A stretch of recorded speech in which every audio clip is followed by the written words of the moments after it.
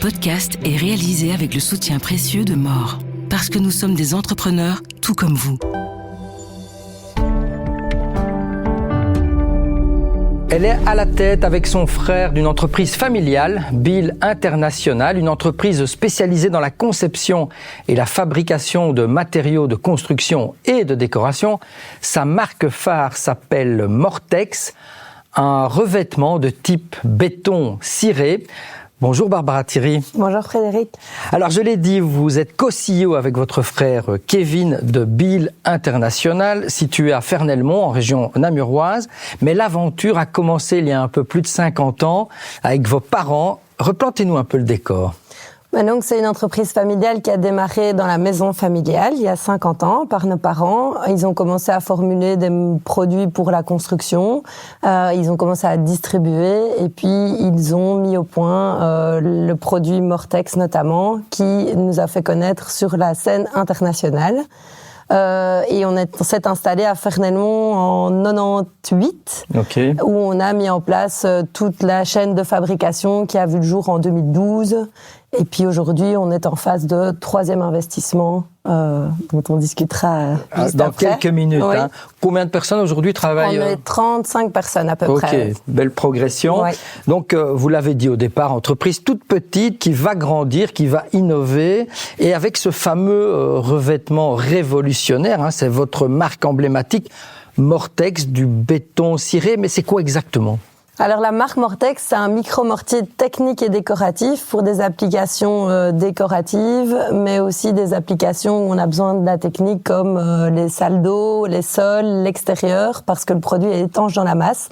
Et puis il a une polyvalence aussi au niveau de la décoration parce qu'on le teinte dans la masse et on peut obtenir beaucoup d'effets décoratifs. Ça permet aux artisans de créer vraiment des finitions très uniques et aux architectes de s'amuser aussi avec les possibilités décoratives.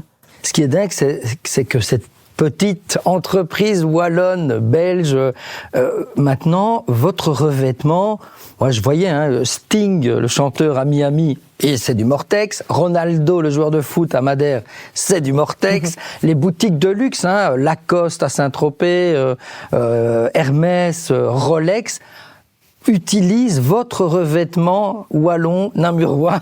Comment vous expliquez ce succès ? Oui, c'est vrai, on n'est pas toujours au courant des endroits dans lesquels nos produits sont appliqués parce que nous, on vend aux artisans qui eux-mêmes appliquent sur les projets.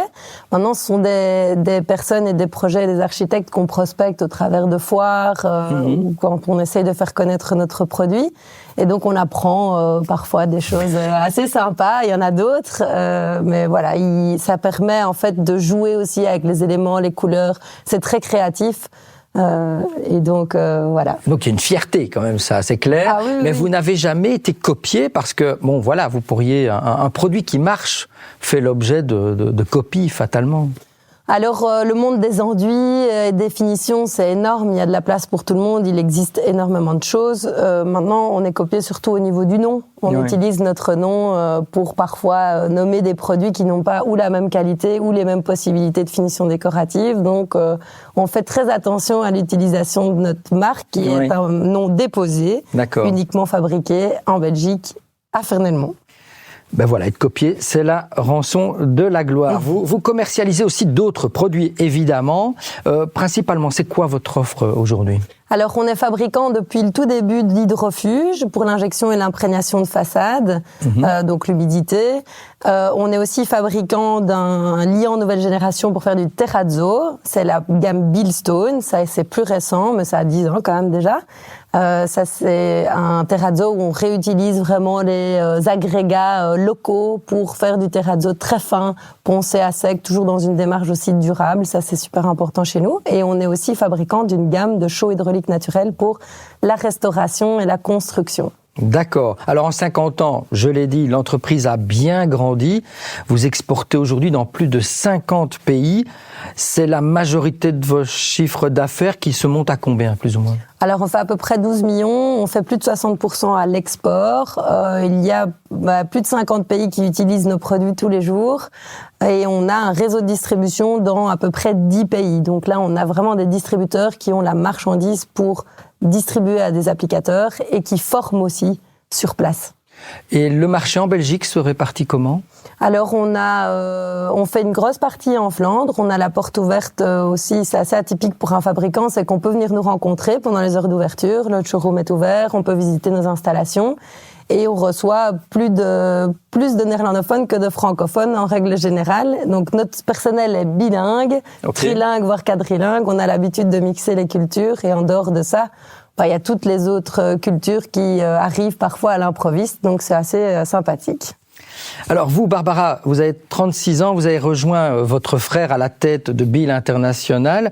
Vos parents vous ont cédé progressivement le témoin à vous deux, à leurs enfants. Donc c'était inévitable, c'était écrit d'avance que vous reprendriez un jour avec votre frère le business des parents. Pas vraiment, ça s'est fait un peu de manière naturelle. Et on s'est jamais dit, là je parle pour moi, mais je pense que je parle pour mon frère aussi, que c'était écrit d'avance. On nous a fait en fait à chaque fois des propositions de job qui correspondaient un petit peu à nos compétences. Quand l'entreprise en avait besoin, nos parents nous ont jamais fait rentrer parce qu'on avait besoin de travailler. D'accord. Et donc on a pris les opportunités quand elles se sont présentées.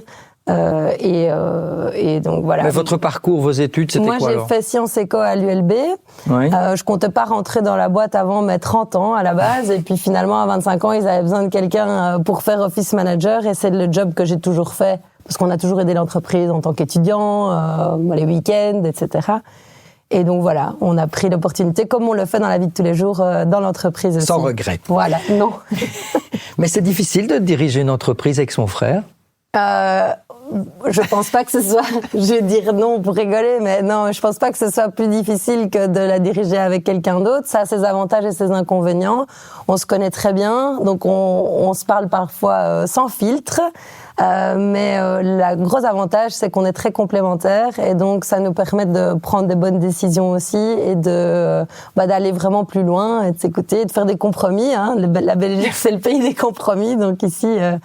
Mais ça veut dire quoi ? Ça veut dire que les repas de famille avec les parents, avec le frère, on parle que de business ? Non, on essaye. Maintenant, il n'y a plus que nous. Il y a aussi les maris, les épouses, les enfants. Donc, on essaye quand même de garder ça en dehors. Mais c'est vrai que ça a toujours fait partie de la vie de famille. Ça s'est mélangé. Maintenant, aujourd'hui, on a chacun nos familles aussi. Donc, on essaye de les préserver. Mais ils sont quand même dedans aussi. Mais bon, vous n'êtes pas d'accord sur tout, je suppose. Ah non, mais heureusement, c'est voilà. Ça qui nous fait grandir. Alors, est-ce qu'on peut dire que vous apportez malgré tout votre sensibilité féminine ou ce genre de questions n'a pas sa raison d'être ?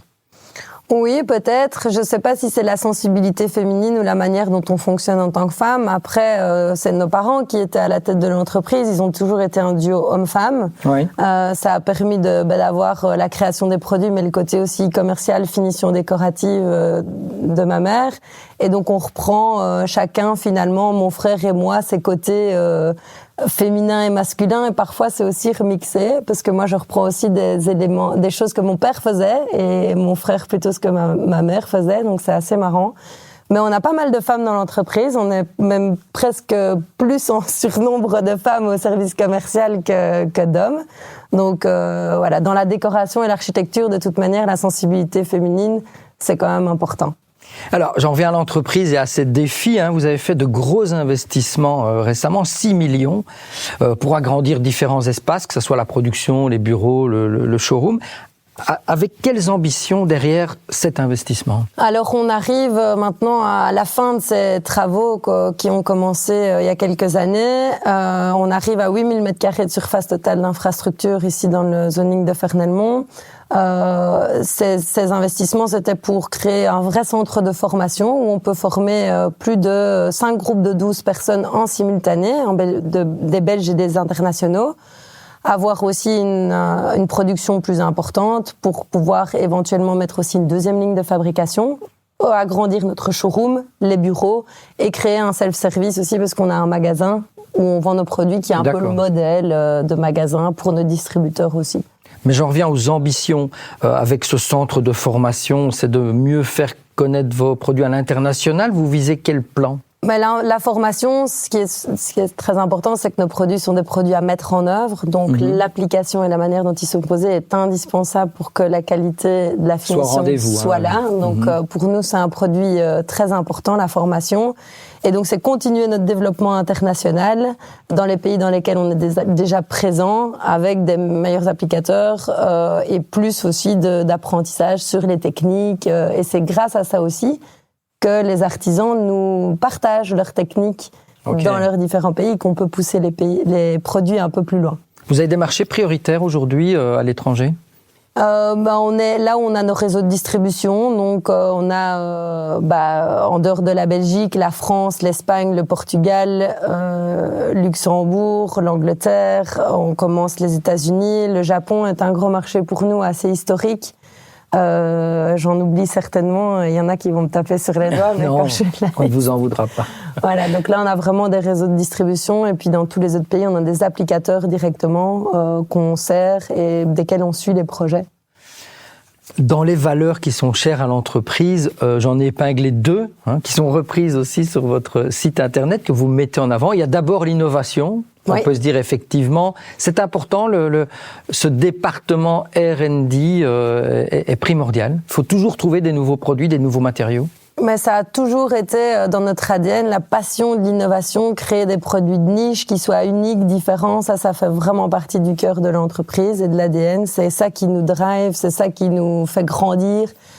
Toujours aussi être au courant du retour des applicateurs pour pouvoir améliorer au sein de nos gammes de produits ou créer des nouveaux produits. On a plein de produits dans la manche et on attend qu'une chose, c'est de pouvoir les sortir. Mais voilà, il faut qu'on ait aussi le personnel pour le faire et on essaye d'organiser ça dans le temps pour que ce soit aussi réalisable.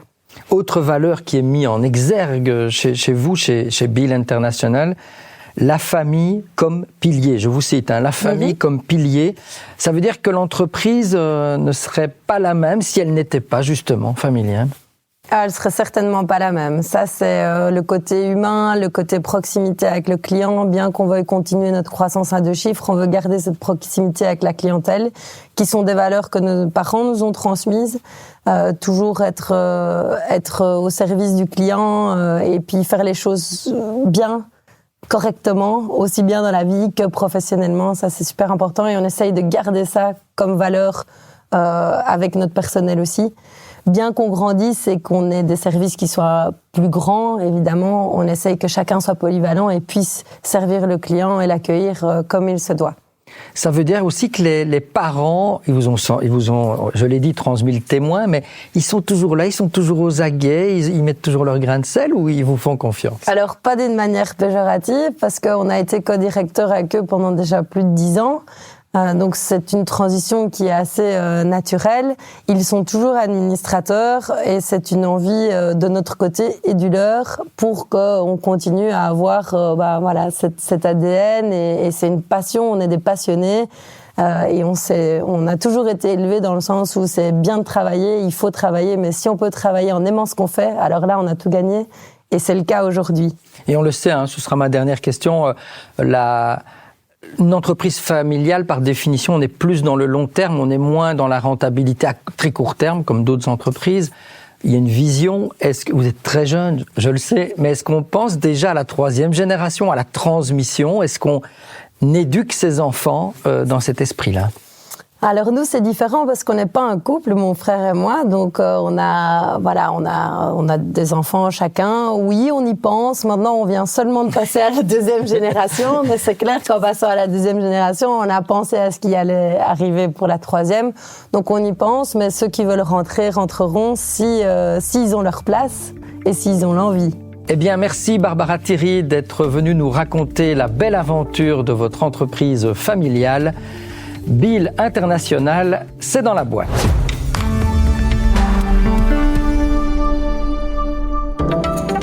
Projetez-vous sur les 2 prochaines années, votre bouclier contre l'incertitude. Mettez en place un plan stratégique qui vous trace une route vers la performance, la croissance et le succès. More, parce que nous sommes des entrepreneurs tout comme vous.